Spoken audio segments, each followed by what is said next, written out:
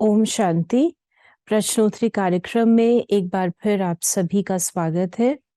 आप सबके ज्ञान, योग और धारणा से संबंधित प्रश्न हम तक पहुंचते हैं और इन प्रश्नों का उत्तर देने के लिए एक बार फिर हमारे साथ हैं आदरणीय आशा दीदी। ओम शांति दीदी। ओम शांति। दीदी, हमारे पास प्रश्न तो भिन्न भिन्न पहुंचे हैं, लेकिन आज का पहला प्रश्न हम लेंगे कि जैसे बाबा ने वरदान में कहा है कि लगाव के सूक्ष्म धागों को समाप्त कर उड़ती कला में उड़ने वाले संपूर्ण फरिश्ता भव। तो लगाव के जो सूक्ष्म धागे हैं, जिसके लिए बाबा ने कहा कि कोई अच्छी चीज होती है, अगर अच्छा लगता भी है तो भी आप आकर्षित हो रहे हैं। यदि कोई चीज अच्छी लगती है तो भी आप आकर्षित हो रहे हैं। और कई कहते हैं कि इच्छा नहीं है लेकिन अच्छा लगता है। तो इच्छा मोटा धागा है और अच्छा लगना सूक्ष्म धागा है। तो इसको अब थोड़ा सा स्पष्ट और करें एग्जाम्पल्स के साथ, क्योंकि हमारा अब जैसे जैसे समय समीप है, हमारा लक्ष्य है कि हम फरिश्ता स्थिति को प्राप्त करें। तो जो अच्छी चीज है वो तो अच्छी लगेगी। तो बाबा ने जैसे कहा अच्छा लगना भी एक आकर्षण है, आप इसे और स्पष्ट करें। इच्छा कैसी हमें पता चले, अच्छा लगना क्या है, इसके बारे में और आपसे स्पष्टीकरण चाहिए। देखिए, बाबा ने जो लगाव की बात कही है, मोटे धागे, तो वो तो हम लोग सब समझते हैं। हमारा कोई अपनी संस्कार से लगाव हो सकता है। संस्कार से लगाव अर्थात मैं चाहती हूँ कि ये काम ऐसे ही होना चाहिए और कोई तरीके से नहीं, मेरी बात ही मानी जाए, या जो मैं कहती हूँ उसको ही साकार रूप दिया जाए।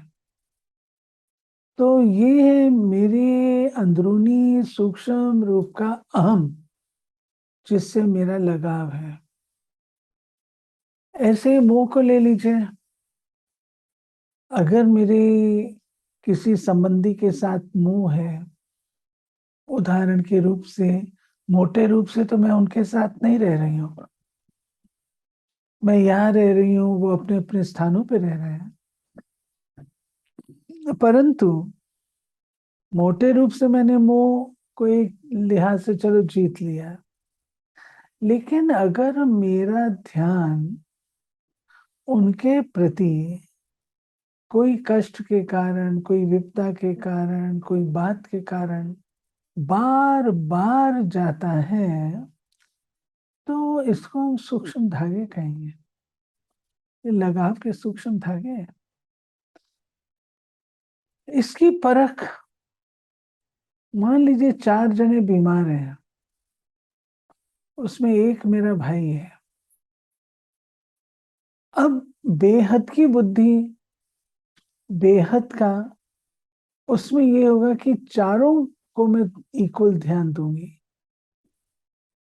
परंतु जहां मेरा भाई है और मेरा मुंह है, तो मैं जरा उसकी तरफ थोड़ी ज्यादा ध्यान दूंगी।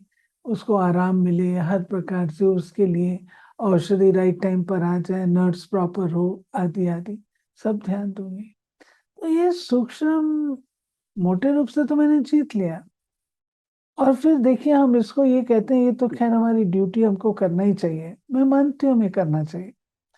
लेकिन चेक करने की बात यह है, क्या आपकी बुद्धि उस आत्मा में स्पेशली जा रही है? और इसकी परख तो आप स्वयं कर सकते हैं। आपके अंदर जगत को हम तो नहीं जान सकते, आप स्वयं जान सकते हैं। तो अगर मेरी बुद्धि जाती है वहां, तो इसका अर्थ क्या हुआ? थोड़ा बहुत मुंह का धागा है, सूक्ष्म रूप से है। अब जो और बात बात बाबा ने कही अच्छा कि लगता है, कोई अच्छा चीज अच्छी लगता है, लगती है। अच्छा लगता है। मैं सब प्रकार के काम कर सकती हूँ, मुझे सब प्रकार के काम अच्छे लगते हैं, एंजॉय करती हूँ। लेकिन मुझे गार्डनिंग थोड़ी ज्यादा अच्छी लगती है, या मुझे कुकिंग ज्यादा अच्छी लगती है। मैं आपको एक घटना सुनाती हूँ। मैं अपने जीवन से घटी हुई बात है। दिल्ली पांडव भवन में थे और मैं किचन के काम में होशियार थी। खाना बनाना करना मेरे लिए डिफिकल्ट नहीं था, और नई नई वैरायटी बनाना, नई नई चीजें बनाना, ये भी मुझे अच्छा लगता था।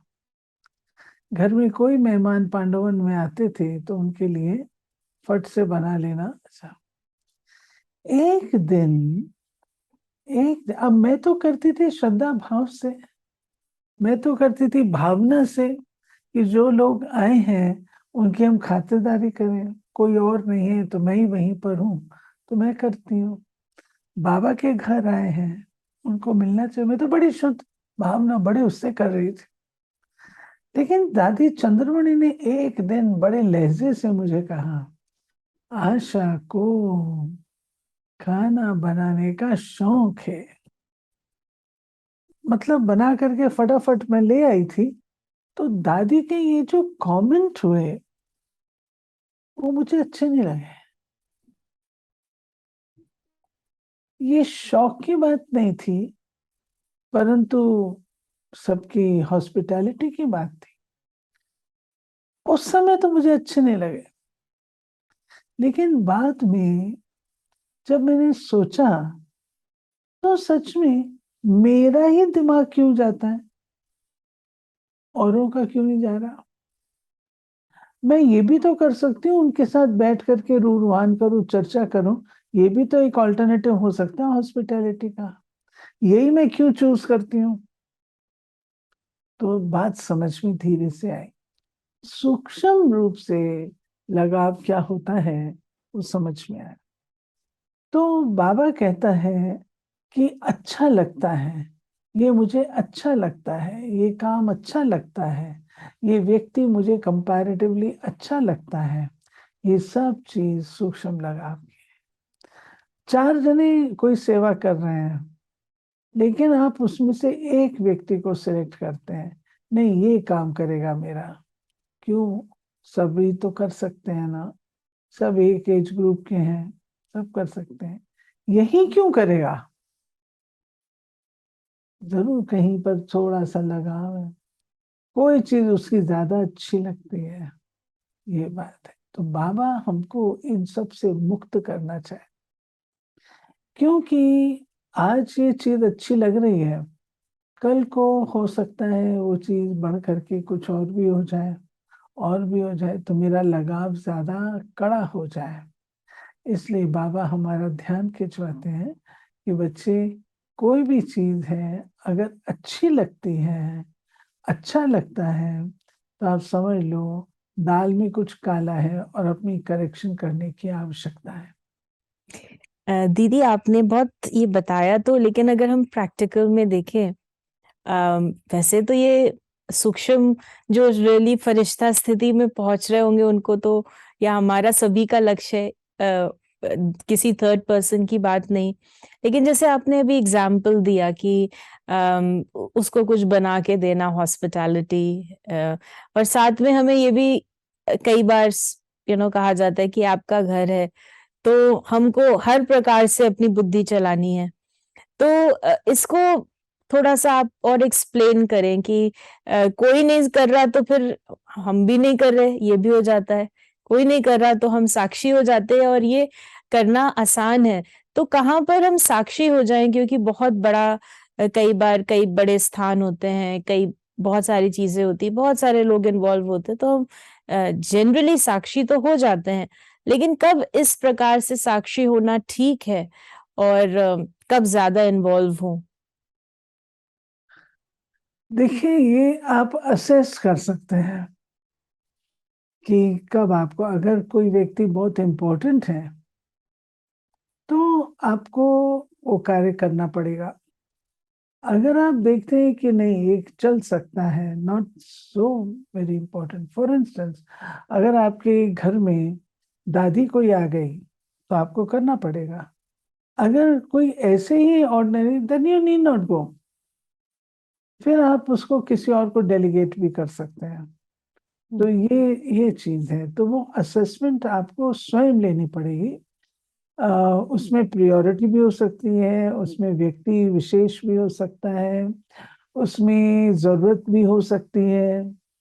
अब मान लीजिए किसी को चोट लग गई है, तो मैं सोचूं कि नहीं, मैं क्यों लेकर के आऊं पट्टी मलहम वगैरह, नहीं, प्रायोरिटी है ना। तो वो चीज है। मुझे अच्छा लगता है लोगों की सेवा करना। तो कहाँ पर मुझे अपने आप को थोड़ा सा विड्रॉ करना है, कहाँ वो मेरी अपनी सूझबूझ और समझ जो उस समय हमारी होती है, वो हमको ध्यान पर रखनी है कि उस समय की आवश्यकता क्या है हम्म, और उस समय की इम्पोर्टेंस क्या है। हम्म, नेसेसिटी एंड इम्पोर्टेंस दोनों देखने, तो प्रियोरिटाइज भी कर सकते हैं। हम्म, और ऐसा नहीं है, हम उसको इग्नोर भी कर सकते हैं, हम उसको डाइल्यूट भी कर सकते हैं। उस चीज को डाइल्यूट भी कैसा, अगर it is a necessity you and you have to do it, you can dilute it also, make it little easier. इतने विस्तार में न जा करके, जितनी जरूरत है उतना करके पूरा भी कर सकते हम्म, दीदी, जैसे आपने पहले भी हमने इसको लिया है कि जब शहजादी आती थी, ब्रजमोहन भाई साहब के भी हमने एग्जाम्पल सुने हैं। तो वो कभी भी कभी कोई उनको कोई ऐसा नहीं लगता था कुछ भी अलग है, दोनों चीजों हर चीज को एक समान अच्छा कहती थी। तो इस प्रकार से वो जो हर चीज समान दिखे, क्या बाबा हमको ये चाहते हैं कि इस तरीके से हमें अच्छी हो या बुरी हो, लेकिन हमारी दृष्टि में वो हर चीज अच्छी दिखाई दे? क्या हम हैं। वो इसको भी ऐसे है, समझे? ये हमारी कर्मातीत स्थिति है। देखिए, अभी जो शहजादी आती थी, शहजादी का आना, और वो अगर करती है, क्या कहते हैं, चश्मे वाले को देखती है, तो उसे अच्छा नहीं लगता है। आप ये एग्जाम्पल वहां नहीं दे सकते हैं। तो उसको चश्मे वाला अच्छा नहीं लगता, चश्मा निकाल देती थी। उसकी अपनी चॉइसेस थी, चॉइसेस होती हैं उनकी, ऐसे नहीं है नहीं होती हैं। अच्छे बुरे की चॉइस होती है। अच्छा और बुरा दो चीज है, और सत्युग कलयुग दो चीज है। तो कलयुगी चीज को वो कलयुगी ही कहेगी ना, उसको सत्युगी नहीं कहेगी। लेकिन जहां और कोई बात आती है, तो वहां पर वो फिर दोनों को एक जैसा कर लेगी। दोनों चीजें एग्जिस्ट कर रही हैं, तो दोनों की चॉइसेस में वो फिर प्रियोरिटी या नंबर वाइज नहीं देती हैं, दोनों को एक जैसा कर लेती हैं। थैंक यू दीदी, आपने बहुत सुंदर रीति से उसे एक्सप्लेन किया।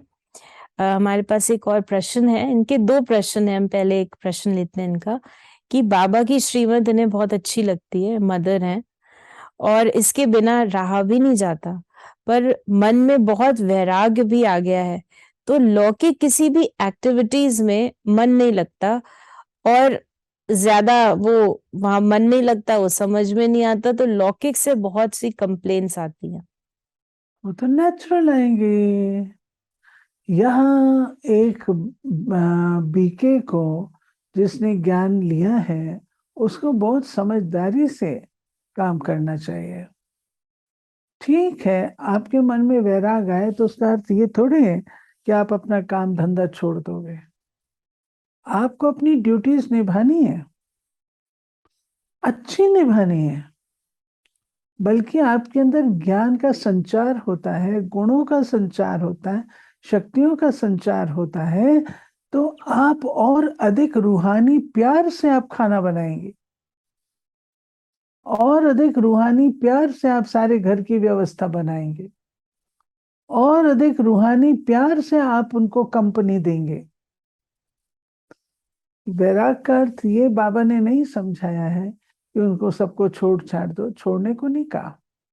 बाबा ने कहा है कि उसमें रूहानियत भरो। खाना बनाना है तो बनाना है ना, कहीं से आएगा तो नहीं। खाना खाना है, वो भी आपने खाना है ना, प्यार से स्वीकार करो। हर प्रकार से आपको कंपनी देनी है, जहां तक आप कंपनी दे सकते हो कंपनी दो, जहां पर आपके नियम रूल्स रेगुलेशंस वो आपके थोड़े उसमें आते हैं, तो वहां पर आप थोड़ा सा अटेंशन दे सकते हैं कि नहीं ये चीज हम नहीं कर सकते हैं। कोई आपको नॉन वेज खाने को कहेगा तो आप नहीं खाएंगे ना, प्याज खाने को कहेगा नहीं खाएंगे ना, लेकिन आप उनके साथ बैठ करके अपने हाथ का बना हुआ भोजन तो कर सकते हो। आपको नहीं, मैं नहीं आती, मैं नहीं बैठती आपके साथ, आप लोग ऐसे हो, ऐसे काम नहीं चलता है। हमें बैलेंस रख के चलना होता है और अपना रास्ता निकाल करके उनको कंपनी देनी होती है। आप गृहस्थी हैं तो गृहस्थी में श्रीमत का पालन करते हुए बैलेंस को मेंटेन करना है, यह आवश्यक है। नहीं तो उससे डिससर्विस होती है। जैसा आपने कहा लौकिक से कंप्लेंट आती है, वो आएंगी आएंगी क्योंकि आप उनको अलग सा देख रहे हैं। वो बाबा गुलजार दादी हमको कहा करते थे कि जो आपके घर के सदस्य हैं उनको आप ओपोनेंट्स नहीं समझो, उनको आप समझो ये ठाकुर हैं जिनकी मुझे सेवा करनी है। तो ठाकुर की आप सेवा कितनी अच्छी करते हो, इनको ठाकुर समझ के सेवा करो। हम्म। अपना रंग लगाओ ना। मैं न्यारी हूँ, वैराग आ गया, न्यारी हूँ, तो ये बाबा ने नहीं सिखाया हमको। याद रखिए, चैरिटी बिगिंस एट होम। आपका पढ़ाई का, परीक्षा का स्थल आपका घर है, आपका गृहस्थ है, वहां से आपको पास मार्क्स लेने हैं। हम्म। दीदी, आपने पिछले हमें एपिसोड में बताया भी था क्रोध के ऊपर कि किस तरीके से उसको बैलेंस करना है या कैसे एक्टिंग भी कर सकते हैं। तो इनका जैसे जनरल क्वेश्चन है, इनका भी क्वेश्चन है कि इनको जो इनके लौकिक जो बच्चे हैं या इनकी जो बेटी है वो टोकती हैं, तो वो कहते हैं कि आपकी सोच बहुत पुरानी है, नेगेटिव है।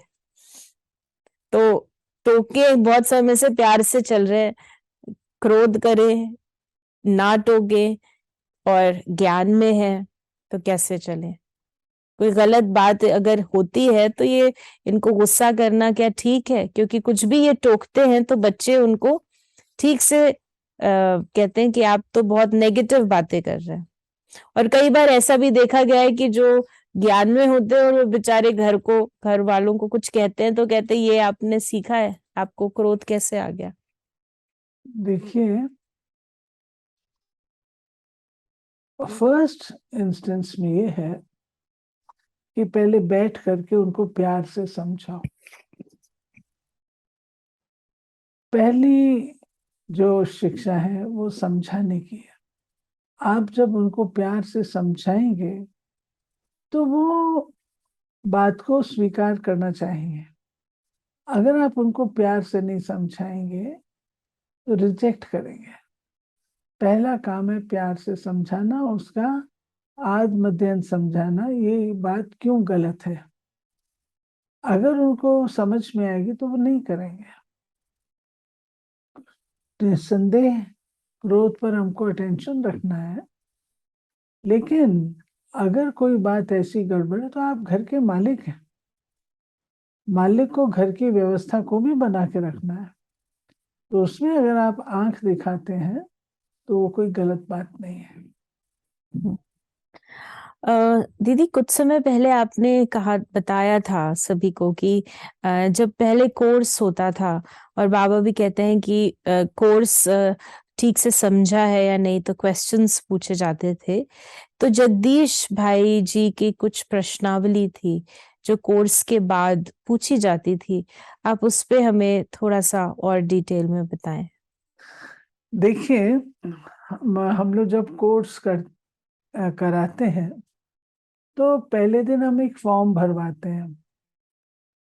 मुझे पता नहीं आजकल बहनें करती हैं या नहीं, लेकिन बाबा हमेशा कहते हैं मुरलियों में, और हम लोग इसको पॉजिटिवली किया करते थे, हर विद्यार्थी से फॉर्म भरवाते थे। उस फॉर्म से हमको ये पता लगता था कि उस आत्मा की स्पिरिचुअल स्टेज क्या है, कितनी है। समझो वो परमात्मा को नहीं मानता है तो उसमें लिखेगा। समझो वो कहता है कि परमात्मा है ही नहीं, तो आप उसको जब कोर्स कराएंगे तो आप वो बातें लेकर के समझाएंगे, उन पर आप फोकस करेंगे। इसलिए बाबा ने कोर्स कराने के लिए फॉर्म बनाया था। दूसरा, मान लीजिए व्यक्ति कोर्स करता है और कोर्स करने के बाद वो चला जाता है, गुम हो जाता है। आप उसको पुनः बुला सकें, उसमें उस कोर्स वाले में उसका एड्रेस वगैरह भी होता है, तो उससे आप उसको पुनः बुला सकते हैं। अब कोर्स करने के पश्चात, एक तो जब हम लोग कोर्स कराते हैं, आजकल पता नहीं करते हैं नहीं, लेकिन हम तो पॉजिटिवली इस बात को देखते थे कि हर विद्यार्थी के हाथ में नोटबुक पेंसिल होनी चाहिए और जो हम समझाते हैं वो नोट करें, और दूसरे दिन हम वो लेसन जो उसने समझा फर्स्ट डे, वो हम उससे रिवाइज कराते थे, रिपीट कराते थे।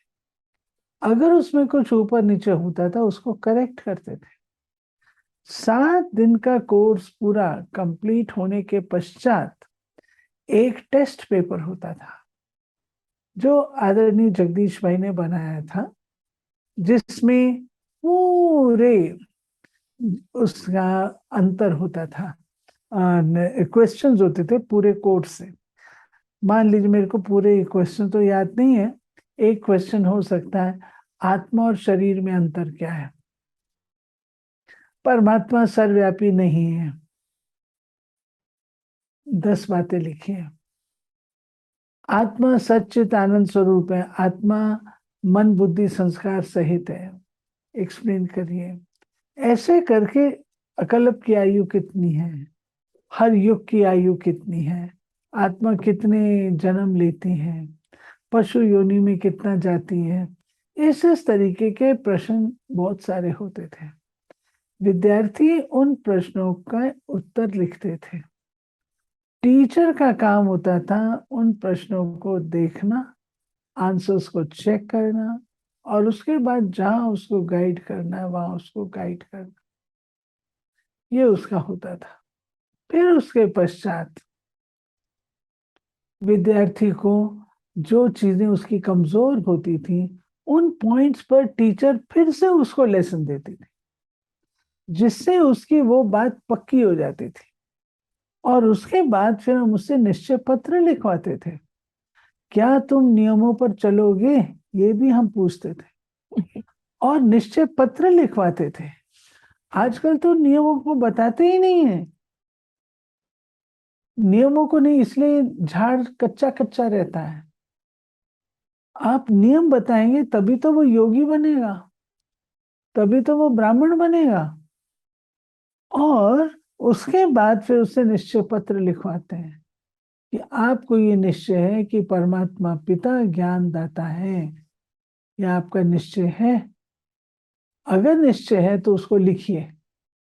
वो निश्चय पत्र हम उसका माउंट आबू भेजते थे। आजकल तो नहीं होता है ये, लेकिन हम अपने बड़े सेंटर को तो भेज सकते हैं। आप अपने सेंटर पर तो उसको फाइल कर सकते हैं ना। ये थी प्रश्नावली। बहुत सुंदर दीदी, लेकिन आजकल तो ऐसा हो नहीं रहा है और काफी क्यों चीज। नहीं करते, मेरे को ये आश्चर्य लगता है। ये ऐसी चीज नहीं है जो कि इम्पॉसिबल है। ये टीचर्स को इसकी ओर ध्यान देना चाहिए, तभी विद्यार्थी कोर्स में पक्के होते हैं।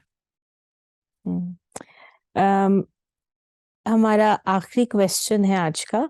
दीदी, जैसे अभी पक्के की और कच्चे की बात हो रही है और झाड़ की भी बात हुई, तो सभी सेंटर्स पे नहीं जा पाते। उनका क्वेश्चन है कि हम सेंटर पे नहीं जा रहे, तो क्या हम मुरली ऑनलाइन ही सुन सकते हैं केवल? ऐसा है कि देखिए, स्कूल में जाना हमेशा अच्छा होता है। एक होता है कॉरेस्पॉन्डेंस से पढ़ना और एक होता है कॉलेज जाके पढ़ना। डेफिनेटली कॉलेज जाके पढ़ना ज्यादा अच्छा होता है। परंतु अगर आपकी कोई ऐसी प्रॉब्लम है जो आप बिल्कुल ही नहीं जा सकते हैं, फिर आप बेशक जाए, कोई हर्जा नहीं है। हम्म, फिर आप बेशक कर सकते हैं ऑनलाइन। लेकिन याद रखिएगा, ऑनलाइन ना आपको दृष्टि मिलेगी, ऑनलाइन ना आपको भोग मिलेगा, ऑनलाइन ना आपको टोली मिलेगी, ऑनलाइन से ना आपको मुस्कुराहट मिलेगी, ना आपको संग मिलेगा, ना आपको परिवार मिलेगा। इसलिए सप्ताह में 1 या 2 दिन तो अपने परिवार से मिलने जाना ही चाहिए। जी, आपने हमें बिल्कुल स्पष्ट क्या करना चाहिए और क्या श्रीमत भी है, ये आपने हमें बतलाया। और हम चलते-चलते आपसे यही पूछना चाहेंगे कि इस हफ्ते की आपकी प्रेरणा क्या है पुरुषार्थ के प्रति? आप क्या कहना चाहेंगे? नहीं, पुरुषार्थ के प्रति तो क्या प्रेरणा होगी, मैं तो ये कहूंगी जो मुरली रोज सुनते हो उसको साकार रूप दो। जो मुरली आप रोज सुनते हैं, बाबा कितनी बातें मुरली में बताते हैं, उनको प्रैक्टिकल करो, होमवर्क करो। जी, तो ये थे आज के आप सभी के प्रश्नों के उत्तर। सभी प्रश्न तो ऑफ कोर्स नहीं लिए जा सकते एक बार में, लेकिन फिर भी आप अपने प्रश्नों को हम तक पहुंचा सकते हैं 8826599309 पर, और हम आपके प्रश्नों का उत्तर प्रश्नोत्तरी कार्यक्रम में देने का प्रयास अवश्य करेंगे। ओम शांति। ओम शांति।